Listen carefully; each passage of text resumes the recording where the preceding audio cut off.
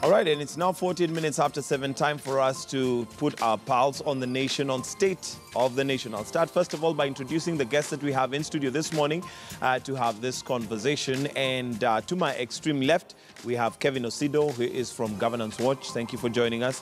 We have Philip Magalu, who's an advocate. Thank you. And last but not least, we have Michael Agwanda, who is a governance expert. Thank you, gentlemen, for joining us this morning. Now, today, we'd like to look at corruption. It's not the first time that we have discussed or talked about corruption here on Morning Express and as a country.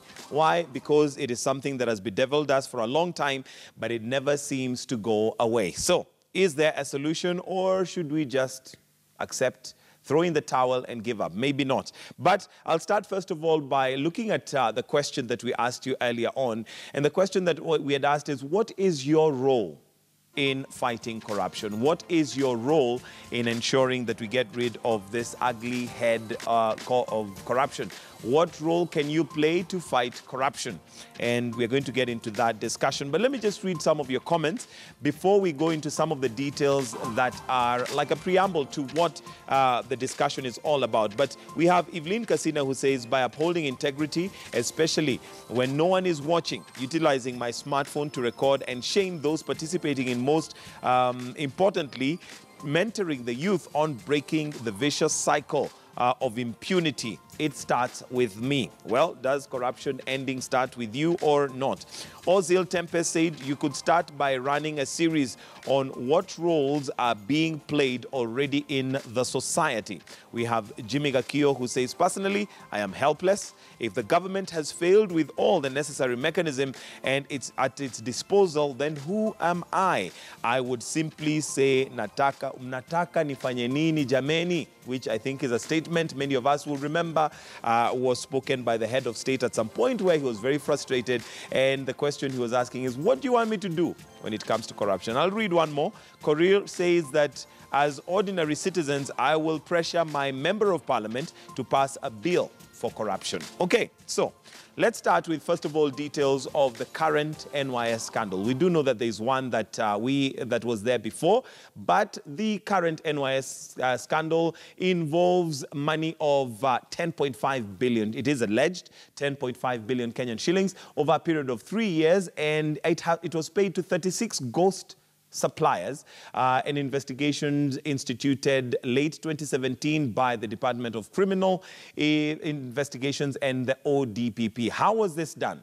This was basically done by corruption officials creating a dummy company, and this company is assigned to contract numbers account with IFMIS, using contract numbers, LPOs raised, fake payments slotted in. Remember, IFMIS is meant to be a foolproof system that ensures that you cannot circumvent the system to make self-gain, but it looks like it is not as foolproof as many of us would expect it to be. So, the youth PS's take is that all vouchers submitted to the DCI are worth 900 million, and of course trying to say that 10 billion is way too much. However, the question here might not be whether the amounts really matter, but the fact that there is corruption. 900 million is still not pocket change for anyone.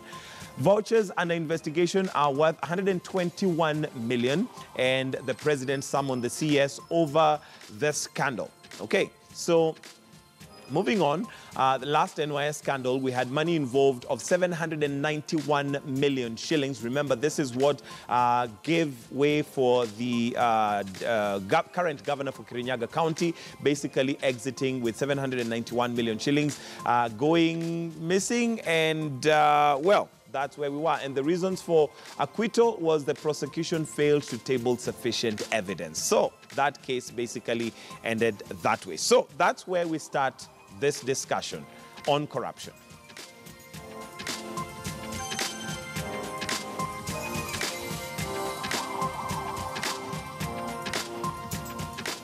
Now, as I mentioned earlier, there is that famous quote from the president when he was giving a State of the Nation address regarding, or rather, talking about corruption. And this is what he had to say. And the private sector also must report fraud, protect whistleblowers without the slightest hesitation. Kenyans, on their part, too, must report any crimes they may come across. And indeed, families must feel ashamed by one of their members becoming involved in corruption, and they must insist on upholding the name of their family.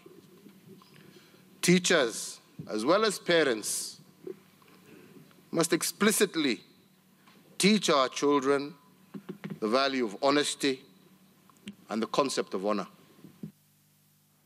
All right, and gentlemen, there we have it. Corruption is something we have talked about for a long time. Let me start with you, Kevin. Where does this slaying this dragon start? And somebody said maybe we baptize it and give it a name by calling it corruption. Maybe we should just call it theft. Precisely, and we note that we have very strong institutions and frameworks that are supposed to deal with either theft or corruption. We have very strong institutions, we have very strong legal frameworks, but I think for me the question would be, and I am in agreement with His Excellency the President, that citizens should come up to be able to report, but can we also be able to see as much action that is being taken on cases that have been reported? That's one. Number two is, what can we be able to learn from other countries? And in this, I probably want to bring in Singapore. And what has Singapore been able to do? And you note that when the first former Prime Minister, the late Lee Kuan Yew, took over power, one of the things that he did was to do what Kenya did in 2003 when we had the zero tolerance to corruption, which really worked, because then we saw citizens coming up to be able to report cases, to be able to also arrest the people who are supposed to be arresting. And we saw the institutions like the ODPP, the Office of the Director of Public Prosecutions, working. And one of the things that Singapore was also able to do was to set up a campaign on corruption. And what they did was to do what was called the white shirt, white trouser campaign, which then showed that when you're in white, it means everything is pure, it is clean, and that is the kind of nature that you want to live as Singaporeans. And really, if you go to Singapore even today, people will be able to, you'll be able to see what they do, and and that's probably one of the reasons why I think Singapore, in governance and leadership, is touted as one of the best performing countries in the world with the highest GDP. So what are some of these things that Kenya can be able to learn? And lastly, Mike, I think it is quite unfortunate that we are still having a lot of talk around things that we should be acting on. I am quite disturbed that we're talking about NYS, National Youth Service, when millions of young people out there are really unemployed, and things are not just working in the face of the youth, vis-a-vis what the government has been able to promise these young people. All right, let me come to you, Michael. And to be fair, this is not a problem that is starting with NYS. For the last 50 years in this country, we've been trying to fight corruption in one way or the other, and it just seems to be snowballing. It seems to be growing by the year.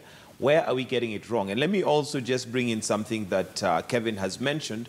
At one time, when we had Mishuki as minister, we got to a point where, when he was dealing with the public transport, at the point where policemen would ask for a bribe or would be caught asking for a bribe, we activated what we'd call the citizen's arrest, meaning there was something that was happening. What is that something that he probably instituted at that time, where citizens felt so responsible to a point where they would even want to arrest a policeman, but we seem to have gone back? Mike, this is something that is quite unfortunate for our country, and we seem to be generating documents and documents to unearth it, to cover it. We seem to be generating laws and bills in every corner and constituting, officers to watch on this. In fact, we've gone to an extent of even printing posters, and which has taken millions and billions of Kenyan money put in government offices to say it is a free corruption area. I think Kenyans, we've come to a point where we are so intellectually endowed to a point where we want to generate bills and laws in everything that happens around us. Mm-hmm. But when it comes to implementation, we are next to nil. Mm-hmm. Case in point is what happened on the cemetery case that I remember very well, Aladwa was still, Honorable Aladwa was still the mayor at that particular time, before even 2010, new constitution where devolution came in. And it was just prosecuted the other day. Not prosecuted, but the rulings were just done the other day. Of course, some few people have been taken to jail and money is supposed to be recovered. But it tells you how long this case has taken for these people now to get for something to be done, to come out of it. And so the problem we have in this country is the corruption is more rampant on the government side, and so forces the civilians to cope with it, or if not, you don't get the services. I had a discussion with one senior police officer one day, and we were having a drink, and this gentleman told me, you know what, I am a boss, of this region. But I can tell you the truth, I will never arrest my officer because somebody brought him to me for having taken a bribe on the road, while I know very well that the bribes that are taking place in Nairobi and the corruption in Nairobi is not the 2,300 shillings that people are given on the road here. I remember very clearly when former President Mwai Kibaki came into power and literally declared corruption-free country. And I remember in Kisumu, people literally arrested the cops and took them, the traffic cop, and took them to the police station. Shortly after that, we had another scandal that came up. And after that big scandal, everything went into normal. We talk, but we do not act. EACC, if you look at this case, specifically the scandal now in NYS, EACC has not come out to say we've investigated this. And this is not just a case of yesterday. It was during 2015 when Honorable Aiguru, or the now current governor of Kirinyaga, was at the helm of National Youth Service. And money was lost to the tune. In fact, they were saying it's more than $1 billion, alleged to be more than $1 billion. Well, that was investigated. Some few people hauled into court, and then they were released. And then suddenly you have this now coming out, 10 billion, and this 10 billion, it's not just happened in a day. It's been happening over a period of time. But the question is, where has been EACC, and where has been the police, where has been DCI, and all these people that are talking about corruption?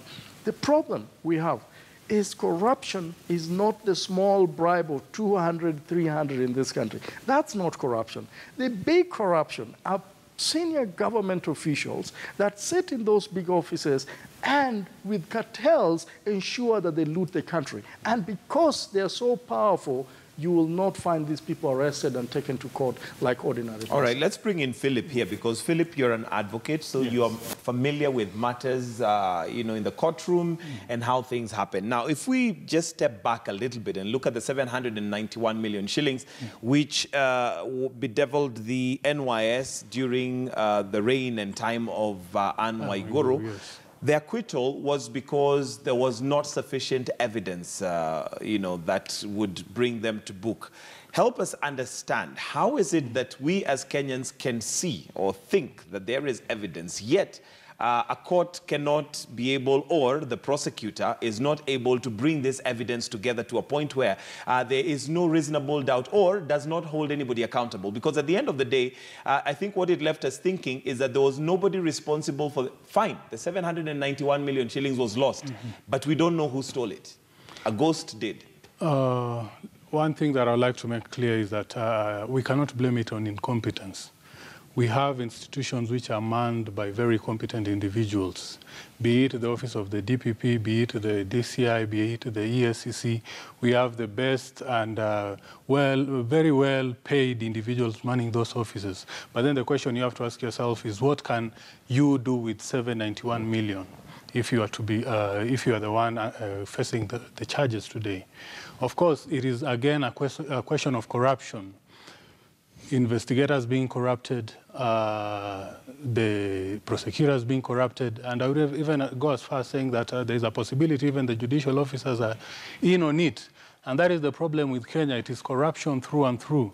And frankly, I'm amongst one of those, the clique of Kenyans who are now giving up on the fight against corruption, because it is not that we do not have institutions. It's not that we do not have the laws. It is not that we do not have people with the necessary skills and competencies. We do have all that. But then why is it that corruption is still is flourishing, as it were? You know, I am inclined to think that corruption is in our DNA. Look at how people vote nowadays. I mean, if you go to the ground with good policies, nobody will vote you in. You have to show them the money. Where do you get the money? If you're in a public office and you never stole, no Kenyan would respect you. No Kenyan would... They'd actually call you foolish. Yes, no Kenyan would stop you in the street and tell you did a splendid job, you protected our funds and properly applied it. But we seem to celebrate those We celebrate the thieves. And in fact, the other day, there was a caricature in one of the newspapers where the current CS health was being congratulated by hyenas and the fat cats, telling her that she now qualifies to be the president. And that is the sorry state of our country, and I'm sorry to say. So according to you, it is not because the evidence was not there, or possibly our investigative arms of the authorities are not competent, but corruption has gone so deep to a point where investigations are going to be compromised, to a point where even the judiciary may be compromised. I mean, just walk into one of the police stations today, report a crime. Even arrest the thief yourself and take him there with all the evidence. See whether he'll be prosecuted and whether he'll be convicted. Somehow along the way, if the person has the wherewithal, the evidence will get lost. It'll get lost. Kevin, you are from Governance Watch and you deal with matters governance. What is our problem? Because it's not that we don't have laws. We have enough institutions. I mean, we've even put institutions on top of other institutions to take care of the other institution that is taking care of the other one, to a point where now it even gets confusing as to who is taking care of who. Yeah. So evidently, it is not that we lack laws. It is not that we lack institutions. Is it something that maybe, like what the president said, we need to inculcate in our curriculum from a point where even our young ones are taught about corruption and the ills of it? Where do we start? Where do we start, Mike? And in my view, where to start is not just to enhance or to strengthen, because, and I agree with Philip, that we have these institutions and we have the right people seated at the helm of these institutions.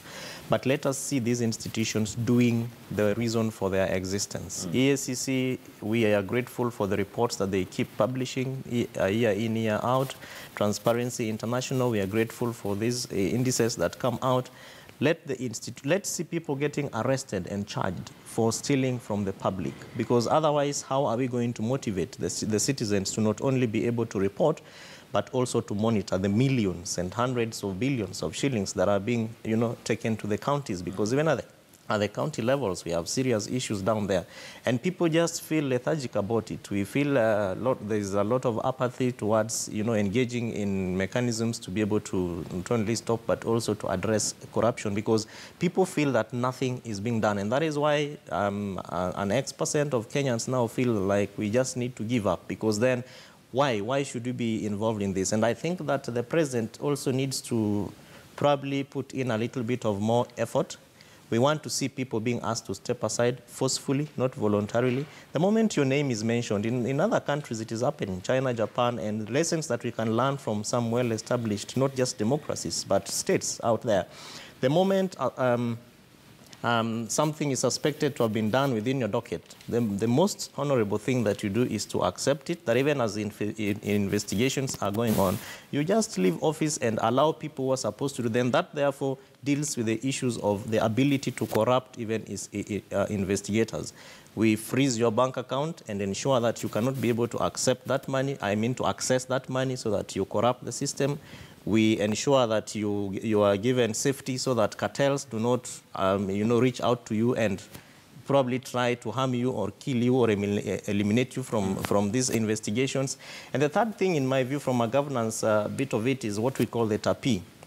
It is a tool that we use to assess corruption and, of course, governance levels. T stands for transparency, A is accountability, P is prevention.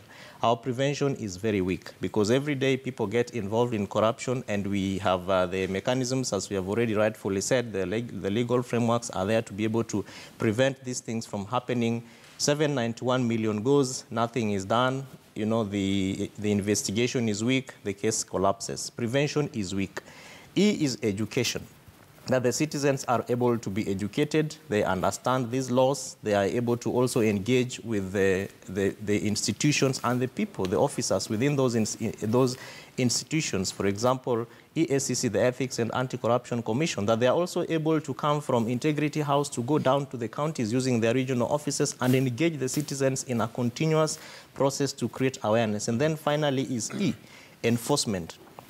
Very weak. ODPP comes, investigations are going on through DCI, but we don't see the prosecution arm really doing what Kenyans expect from them to be able to do, because really that is the last resort for many people, that when something has been done or more or less a case has been reported, we want to see investigations going on. So the coordination between the DCI, the Directorate of Criminal Investigations, and the Office of the Director of Public Prosecution, those really need to move in tandem and then coordinate and effectively communicate so that we don't see corruption cases taking 20 years when people really expect that when a CS has been mentioned, this thing needs to go on very, very fast because institutions are relating with each other in a cordial manner, and then feedback mechanism. People are able to see that actually, yes, there was a case, this is happening.